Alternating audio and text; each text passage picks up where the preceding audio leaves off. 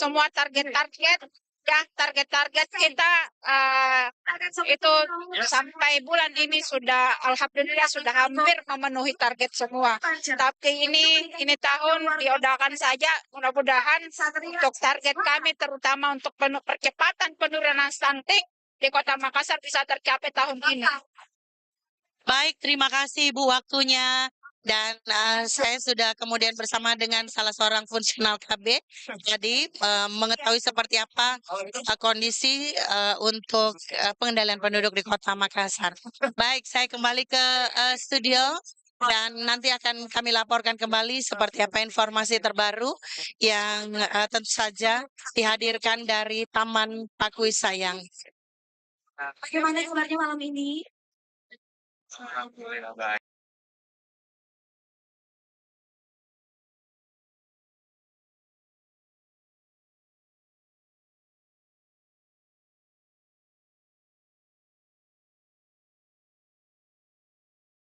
Ada Kak Susi dan juga Kak Farid.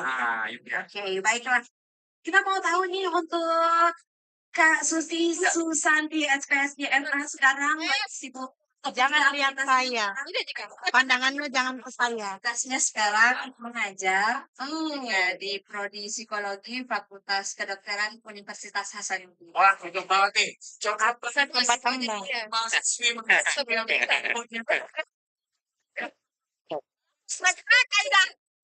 Keluar dalam. Dia lebih perwasa. Siapa sama pagar besi. Udah mau dengan nih yang ngomong materi ya atau menjaga kesehatan mental keluarga ya yang akan disampaikan oleh Susi. Boleh mas seperti itu ya. Oke, silakan Kak Susi. Kenalan dulu dong. Ya, terima kasih. Kalau saya tambah-tambah bisa. Jadi, Nggak usah, Mi. Beri.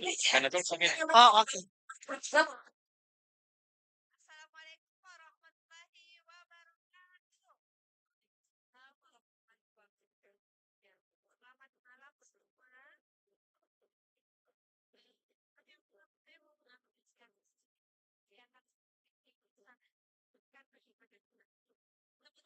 Penyelenggara.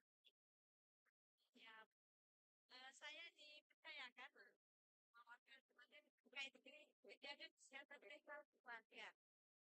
Sebagai pengantar ya, keluarga itu adalah sistem sosial terkecil ya, sistem terkecil. Dan nanti keluarannya atau output dari keluarga akan masuk ke sistem yang lebih besar. Contohnya adalah kita yang berada sekarang. Bisa dibayangkan ya, kalau output dari keluarga itu seorang pengedar misalnya, apakah akan berbeda kalau dibandingkan dengan keluaran yang berprestasi, taat agama, penyayang orang tua, tentu beda begitu ya. Nah, maka penting sekali bagaimana keluarga itu menjalankan fungsi-fungsinya gitu. Fungsi keluarga yang penting dan banyak ditinggalkan hari ini terutama adalah mendekap atau memeluk anaknya dengan rasa sayang gitu. Iya, kesehatan mental itu kan sudah sering kita dengar gitu ya. Bisa kita lihat di layar, kesehatan mental mencakup kesejahteraan emosional, psikologis, dan sosial gitu ya. Yang memungkinkan individu itu mampu mengatasi tekanan hidup. Jadi jangan dipikir bahwa kesehatan mental itu yang selalu happy aja gitu ya. Tekanan-tekanan hidup yang bisa kita kelola dengan baik adalah orang-orang yang sehat mental gitu. Nah, dan banyak sekali faktor-faktor yang mempengaruhi gitu ya. Ada faktor internal, ada faktor eksternal. Kalau faktor internal itu ya genetik, kepribadian, sedangkan faktor eksternal dan tidak kalah penting, yang pertama itu lingkungan sosial. Kemudian stresor pekerjaan atau stresor sekolah ya, kemudian trauma, dan juga hubungan dalam keluarga. Nah, kita malam ini lebih menekankan ke hubungan dengan keluarga, begitu ya. Nah, ini tanda-tanda kesehatan mental yang baik. Nah, coba ditanyakan pada diri kita masing-masing ya yang hadir malam hari ini. Coba, apakah kita mampu mengatasi tantangan hidup? Ya. Kemudian hubungan yang harmonis baik dengan saudara di rumah, baik dengan orang tua maupun teman-teman di luar atau di lingkungan sekolah atau lingkungan tempat kita bekerja. Pertanyaan selanjutnya, apakah sering merasakan perasaan positif terhadap diri sendiri, bukan yang menganggap dirinya tidak berharga, menganggap dirinya tidak pintar, menganggap dirinya orang yang sudah hancur kemudian tidak bisa bangkit lagi? Selanjutnya, resiliensi terhadap kehidupan, begitu ya. Kalau kita bandingkan dengan kesehatan mental yang bermasalah, ya, perubahan mood yang ekstrim, yang biasanya ceria, tiba-tiba 2 hari sudah nggak keluar kamar, gitu ya. Atau yang biasanya ikut nongki dengan temannya, tiba-tiba hilang kontak. Nah, itu ciri-ciri yang perlu dikenali terutama oleh keluarga. Nah, karena mengapa?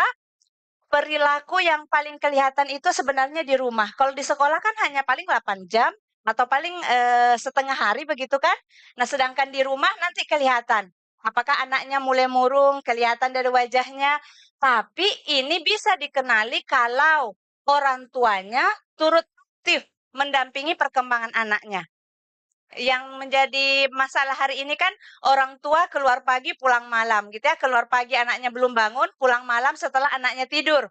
Akhirnya tidak ada interaksi begitu, tidak ada meluangkan waktu karena alasannya biasanya sibuk cari uang gitu ya. Sibuk cari uang untuk menghidupi sekeluarga. Padahal yang apa namanya uang itu hanya penunjang. Penting-penting, tapi itu hanya penunjang. Yang lebih penting dari itu, menghadiahi anak-anak rasa bahagia, tumbuh bersama keluarga di rumah, gitu ya. Nah, bagi yang sudah terjerumus dan sebagainya, itu bisa mengikuti ini ya. Memang kendala kita hari ini adalah stigma masyarakat.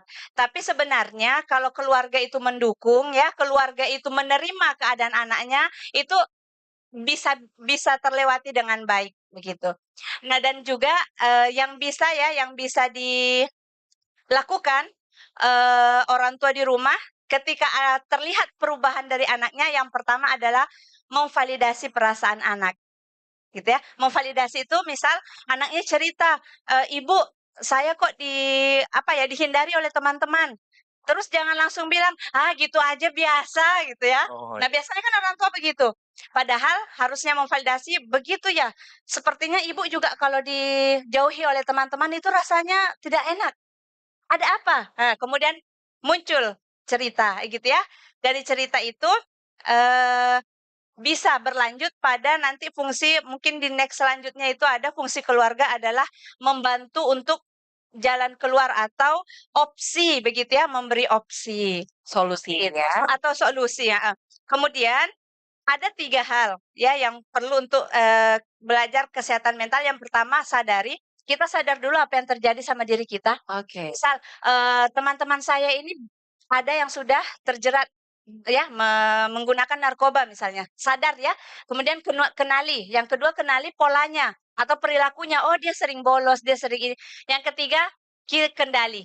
Kalau kita tidak sadar, tidak mengenalinya, yang ketiga kita bisa mengendalikan. Oke. Begitu. Sadari, kenali, Kendalikan. Ya. Kan. Oke, sebentar mungkin sebelum kita lanjut, kita mau dengerin azan sedikit dulu Oh ya. iya. Karena saat ini sudah memasuki sholat Isya Betul. ya. Jadi mungkin kita terdengarkan azan sebentar sekali dulu ya. Oke.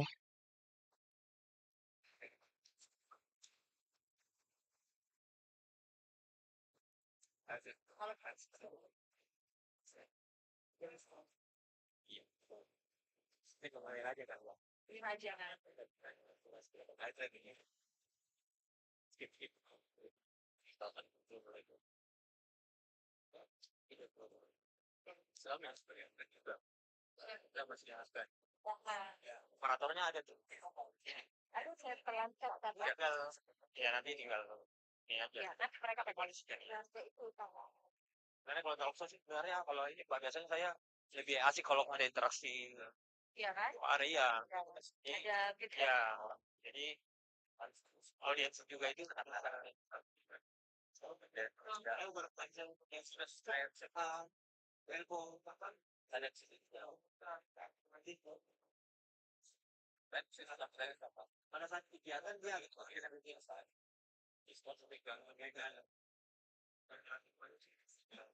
itu jadi bagian yang dalam nggak ada harga jangan-jangan itu dasar kita lebih ditutupi makin larut lah dalam perilaku Tuhan.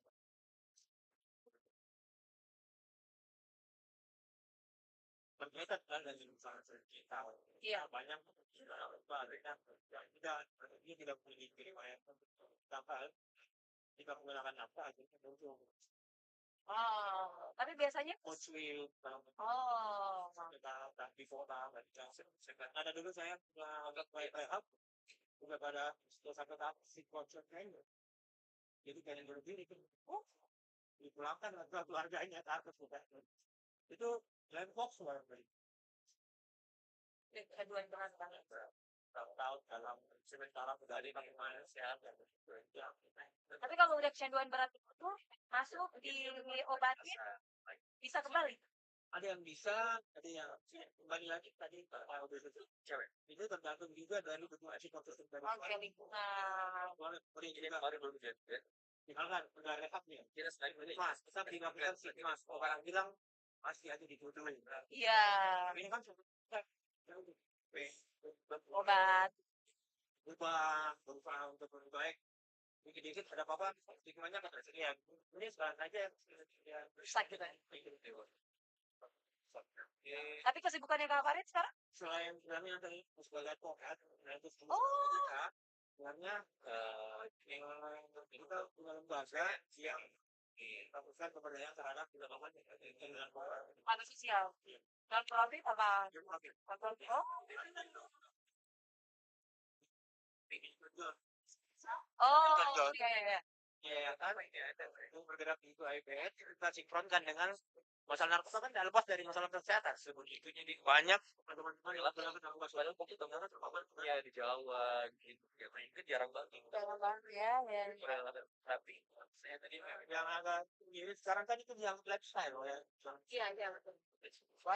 Kalau nggak lagi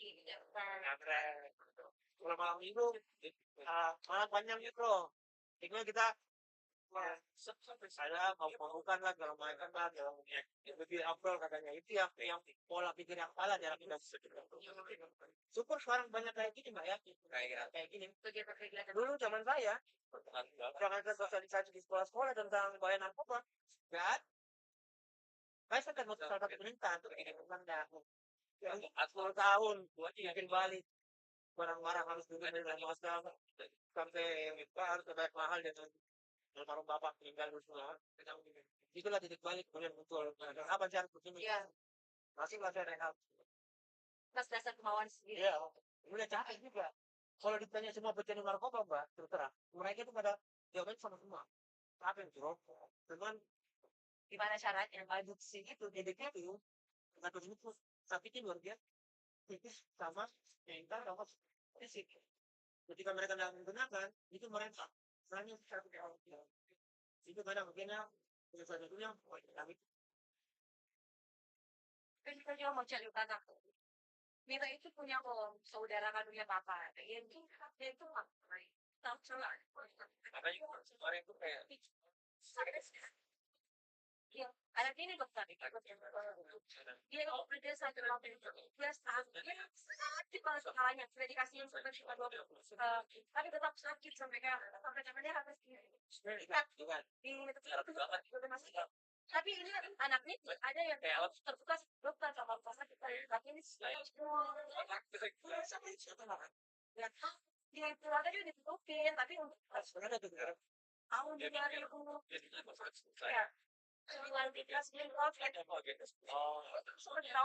dirawat cuma di Bayangkara nih tapi nggak sembuh saya tambah sakit dia rasa tambah sakit keluarga juga nggak terbuka keluarga papanya itu kayak gimana tapi papanya ini pernah sampai didapat maksudnya sempat ngejarah dan semangat lagi di mana di kembali di lapas lagi nggak tahu sih. Kenapa tiga? Cirebon, tapi nggak tahu. Tapi dia kayaknya masuknya bukan di lapas Cirebon, atau lapas Makassar. Sekarang di mana? Sekarang udah meninggal. Nah, kemudian dari Bayangkara dibawa ke Wadir. Di Wadir itu yang sakit banget sampai dia tuh teriak obat kumana, mana. Makanya itu dia menggunakan kalau di undang-undang narkotik itu kan ada 3 golongan. Yes. Ada golongan depresan, golongan stimulan sabu yang bikin orang ini masih golongan yang itu dia masuk ke ganja. Karena suami itu lalu kawan itu. Jadi kita dia jadi kalau dia tahu ini akhirnya satu hal pada dikatakan ini apa di pulang bapak yang situasi itu berat banget. Jika putus kan sampai bilang sih enggak. Tapi anaknya Indra, kalau tuh saya dia pernah Iya. dia kemarin dia masih kuat. Sampai terima ya kita dikasih modal kan lagi masih karena susahnya bukan kalau saudara orang punya dia cantik betul dia tarik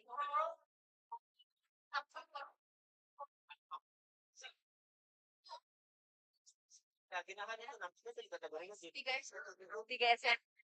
Oh, baru masuk SMP, kelas 1 SMP. Perempuan juga. Perempuan juga. Ini Tinggal bertiga. Tapi saya lihat ibu terutama karena ibu tadi yang saya lihat support sekali ya. Saja sudah Beliau tuh selalu support, selalu bilang kan di mana kayak Yes. saja gua kerja keras saya coba. tapi kalau yang yang soal kemarin sekarang udah ada berapa kan? Terakhir kita di tahun 2019 melakukan B9 itu harus kita perhatikan tinggi kita sudah apa sih, tapi kekurangan kita adalah kita tak punya tools pemantauan segala macamnya mereka relate cukup baik. Jadi nggak tahu memang betul-betul sudah sustain tidak menggunakan yang kita nggak punya. Harusnya tadi playnya setelah azan sakit gitu ya. Setelah kan mbak kita ngejar juga nanti sebenarnya setelahnya Setelah kecanduan narkoba itu termasuk kategori kronik. Oke, kita lanjut lagi ya masih dari keseruan FarmFest 2024. Sekarang kita lagi ada di sesi talk show Mita ya. Yes, betul sekali. Tentunya masih bareng dengan Kakak Susanti SPSI MA Ya. yang membahas tentang menjaga kesehatan mental keluarga. Nah. Kalau tadi sudah sama-sama diajar bagaimana kita menyadari, Ya. mengenali dan mengendalikan. Betul. Sekarang masih banyak lagi insight baru yang Nah. akan dibahas ya. Betul sekali. Begitu teman-teman semua, silakan fokus kembali, konsentrasinya dikembalikan. Kita akan mendengarkan dari Kak Susi. Silakan Kak Susi. Silakan Kak Susi. Oke, baik, terima kasih. Sampai di mana saya tadi bicara ya? Oke, mungkin memberi tips tadi itu Yes. terburu-buru karena saya miss ya. Saya kira waktunya sudah habis. Ternyata hanya jeda. Oke, tapi tidak apa-apa diulang kembali. Saya mungkin saya ulang kembali bahwa betapa pentingnya peran keluarga dalam menjaga kesehatan mental dan orang-orang atau anak-anak yang memakai narkoba itu bisa dilihat bagaimana hubungan keluarganya begitu ya. Dan yang di samping saya diskusi sedikit atau menanyakan sedikit bagaimana kehadiran orang tua, ternyata kedua orang tuanya selalu hadir mensupport. Dan saya pikir itu adalah pengaruh memberikan pengaruh yang besar sampai hari ini si adik ini bisa seperti itu ya. Dan ini menjadi tamparan kita bagi semua sebenarnya, bagi orang tua, bagaimana bisa mengupayakan hadir untuk keluarganya ya, keluarga masing-masing dulu gitu. Nah tadi ini tips praktis menjaga kesehatan mental atau olahraga. Olahraga itu kalau sepertinya tadi sore ada olahraga ya di sini Zumba Yes. ya. Nah kelebihan energi kita hari ini menurut penelitian rata-rata energi kita berlebih karena konsumsi gula kita sangat tinggi. Oke. Nah, untuk menyalurkan energi tadi daripada sia-sia, jangan jadi rebahan, ikutlah olahraga, ikutlah lari atau apa begitu ya. Itu yang pertama. Yang kedua, pertahankan dukungan sosial. Dan percayalah, dukungan yang paling berarti bagi seorang individu adalah dukungan keluarga. Meskipun di luar sana dukungan sosialnya, pertemanannya sangat bagus, tapi kalau di rumah berantakan, nanti berefek, jadi berantakan juga di luar, begitu. Dan ini sudah banyak ya, sudah banyak yang meneliti terkait bagaimana dukungan keluarga itu di nomor 1, begitu. Ini yang tadi dukungan keluarga ya, yang sebelumnya tadi, dukungan keluarga salah satunya itu mampu mengurangi stres, begitu ya. Kemudian tadi mampu menjadi penyemangat bagi individu di keluarga. Aktivitas yang bisa dilakukan sangat banyak, sarapan bersama yang bermakna. Saya tanya kepada yang hadir hari ini, kapan terakhir sarapan bareng dengan orang tua? Oh. Kapan? Tadi pagi. Tadi pagi bagus, Tadi tapi pagi, yakin tadi pagi orang tadi pagi Tapi kalian masih- nggak makan ya. Walaupun tadi pagi tapi masih dipertanyakan bermakna atau enggak ya. ya betul. Biasanya orang sarapan ada yang sambil main handphone, Ya, kan sama dunianya sendiri. Atau sambil ngechat ayang udah makan nih. Ya Allahu Akbar. Iya betul. Kalau sarapan bersama tidak bisa setiap hari, berapa hari sekali bisanya? Harus diputuskan di keluarga. Kalau tidak bisa 2 hari 3 hari, weekend bisa.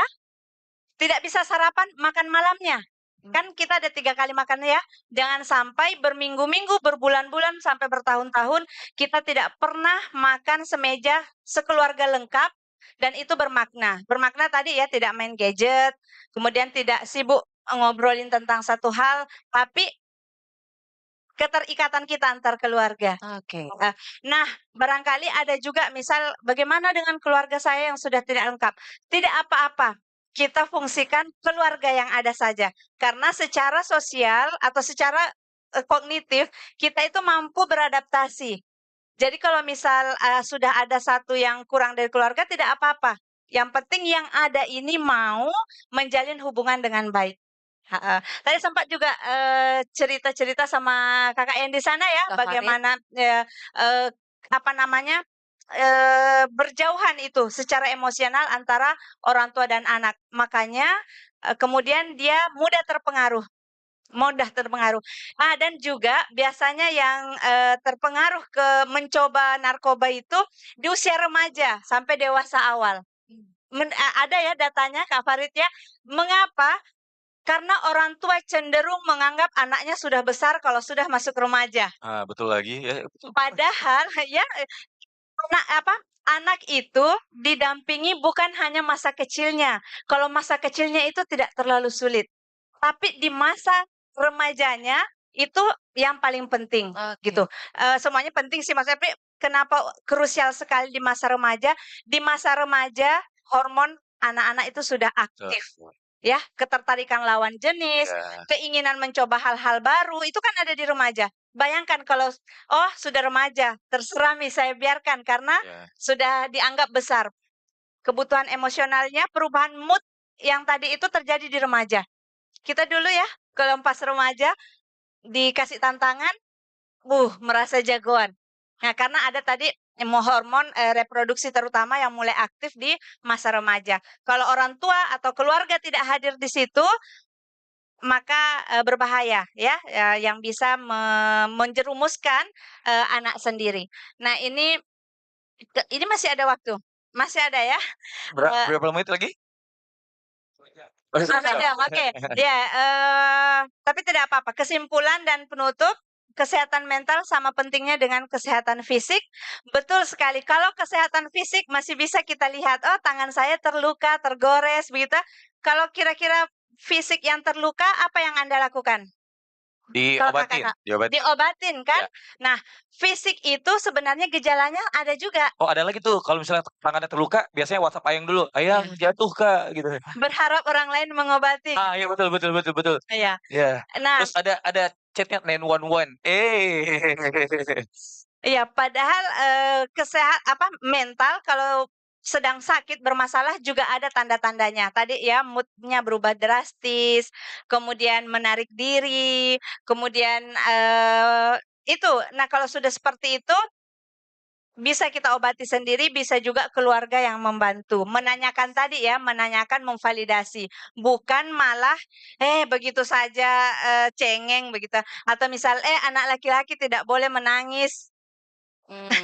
Ya begitu ya. Atau temanmu saja bisa, kamu kok tidak? Yes, nah itu Iya. sering. Sering banget. Ya, membandingkan. Tapi alangkah baiknya sebagai orang tua hadir. Sedih ya? Oh ya, saya juga kalau di posisi kamu pasti sedih. Lagi berat ya?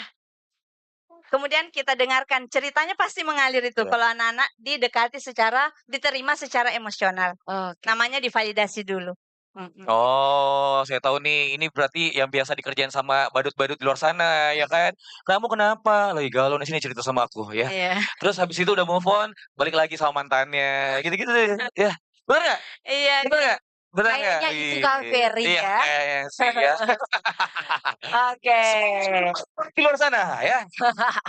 Ada yang gitu dukung di ya. sini badutnya ya. Oke, Benar, ya. baik. Nah itu tadi pemaparan dari Kakak Susi Susanti SPSI MA terkait menjaga kesehatan mental keluarga. Iya. Karena kenapa keluarga itu merupakan peranan yang paling penting sekali Betul. di lingkungan terkecil dan juga membawa perubahan untuk kita membawa diri ke lingkungan yang besar Betul ya. sekali. Setuju banget Oke. ya, Mita ya. Jadi Karena untuk teman-teman semua yang punya keluarga masih lengkap ataupun juga yang masih ada keluarganya ya, terserah kalian maksudnya terserah itu misalnya masih ada papanya, terserah ya. Yang penting kalian itu masih bisa sama-sama mendekat ya. itu dia. Lebih dekat lagi, saling sayang lagi. Kalau satu rumah, jangan jadikan rumah itu untuk tempat bobo aja ya. Jadikan rumah Setuju. itu untuk tempat pulang, tempat bercerita ya, untuk Setuju. mencari solusi. Jangan ya. cuma dijadikan rumah singgah aja ya. Betul, Jangan ya. Jangan. Oke. Pokoknya kalau misalnya ada yang orang tuanya ada keluarga yang tidak lengkap lagi, boleh ya pinjam dulu keluarga yang lain. Ya, Atau dan ajak saya, misalnya mau sarapan gitu kan, nggak ada keluarganya, Kak Ferry boleh temenin saya sarapan. Nah, boleh. ya. Yang Apa? penting kalian semua calon-calon yang akan membangun keluarga, Hai. kalian bisa menjadikan ini adalah bekal kalian ya untuk jadikan keluarga cemarah yang banyak di Indonesia ini. Nah, setuju. Jangan sampai buat teman-teman yang ada di sini malah menarik diri dari keluarga ya. Iya. Apalagi generasi zaman sekarang suka gitu, sedikit overthinking, Yes. nggak mau cerita sama keluarga. Padahal Betul. keluarga tuh obat paling penting loh sebenarnya. Betul Meskipun mungkin sekali. agak berbeda jawabannya ya. Ya, apalagi kalau misalnya teman-teman nggak dekat sama keluarga, kalian juga jadi sungkan begitu sama Ah. keluarga, kalian menarik diri, ujung-ujungnya lari ke tempat-tempat yang aneh-aneh, Itu dia. seperti narkoba. Nah, jangan sampai, jangan Apalagi kita sampai. membahas ini sekarang bareng dengan Kakak Farid Satria SH Ya. terkait edukasi penyalahgunaan narkoba untuk masa depan yang cerah ya. Iya. Oke, coba Silakan. kita cek dulu Kakak Farid. Siap. Selamat malam. Malam. Bagaimana kabarnya Kak Farid hari ini? Alhamdulillah luar biasa. Luar biasa. Ya, Kak Farid. kira-kira kesibukannya kali ini ada apa saja Kak Farid? Kesibukannya sebenarnya sehari-hari sebagai advokat juga sebenarnya. Tapi khusus Advokat. ya. Advokat. Advokat. Tapi Itu yang buah yang warna hijau kan? Alpukat. Oh iya. Ya, alpukat. Oke. tapi Lanjut. khusus spesialisasi di pendampingan isu narkotika. Oh. Kemudian Oke. kita punya lembaga namanya Lembaga Persaudaraan Korban Nafsa Makassar. Oke. Kita Korban melakukan edukasi, kemudian pencegahan, pemberdayaan terhadap teman-teman yang sudah terlanjur terjerumus ke permasalahan narkotika gitu. Yes. iya. Kita kerjasama dengan BNN, dengan donor asing, dan dinas kesehatan dan banyak lagi lah kayak gitu. Ih, Oke. keren banget loh Kak Farid ini ya. Sama Slang masih kan? Saya kira ini nih, Rido Slang, bukan? Terakhir sama Bim Bim kita. Oh, sama Bim, baiklah. Ya, tahun lalu kita Zoom meeting terkait masalah dampak Oh, buruk. ini beneran? Ini beneran? Beneran. Saya itu tadi apa tuh? Kirain tuh dia Rido Slang gitu Nah, ya, kayaknya hampir sama. Gitu. Kebetulan dulu saya selengker sebenarnya. ya. Oh, Slangker. 2 tahun lalu kita ada webinar Yes. membahas tentang korelasi antara penggunaan narkoba dengan penularan hepatitis C. Oke. Nah, Mas Bim Bim waktu itu sebagai salah satu narasumber. Oke. Keren banget. Ya sih. Teman-teman Slang itu adalah salah satu contoh yang masih bisa bangkit Iya. loh ya. Tuh. Iya. Nah, Saya ngomong banyak-banyak takut. Silakan mungkin Oke. kita bisa dengarkan dulu nih ya pemaparan dari Kak Farid. Silakan Kak Farid. Ya, terima kasih Mbak Mita dan teman. Selamat malam semua. Apa ya sebutnya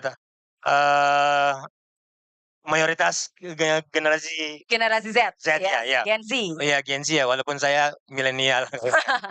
Tapi Saya mau disclaimer dulu teman-teman ya, Bapak Ibu, mungkin, dalam pemaparan materi saya mungkin ada gambar-gambar yang kurang, bijak, tolong bisa mendampingi anaknya. Karena tadi saya pikir, audiensinya adalah, masyarakat umum yang didominasi oleh mungkin, eee, dewasa ke atas gitu. Sehingga kalau ada ini, saya mau disclaimer bahwa, ini bukan bermaksud memperkenalkan, tapi mau memberikan pemahaman kepada keluarga, Bapak Ibu, supaya lebih paham ketika ada anaknya membawa suatu benda atau, barang yang ciri-cirinya sama, Yes. Bapak Ibu sudah punya, cepat barrier atau, apa namanya ya, eee, cepat mengantisipasi supaya Yes. anak ini tidak terjerumus lebih jauh gitu. Oke. Jadi, saya sengaja mengangkat informasi dasar dan dampak, buruk penyalahgunaan narkoba dalam, garis miring nafsa dan narkotika. Sebenarnya ini perlu kita ketahui karena ternyata saya pun terjun di lapangan menemui teman-teman pecandu narkotika, maka mereka tidak tahu apa itu narkoba, nafsa, ataupun narkotika. Banyak hanya memasukkan ke badannya menggunakan ketika saya tanya, "Narkoba apa, Bro?" Ya saya tidak tahu, yang saya tahu itu memabukkan katanya gitu. Padahal di undang-undang narkotika itu kan dibagi 3 sebenarnya. Narkotika ada golongan depresan, stimulan, dan ada golongan halusinogen, yang membuat orang halusinasi. Nah itu yang saya maksud. Kedua, saya mau mencoba disclaimer juga ke Bapak Ibu, teman-teman yang hadir di sini bahwa sebenarnya saya penyintas gitu. 10 tahun saya berjuang keluar dari zona, apa ya, zona, black hole ceritanya, lingkaran gelap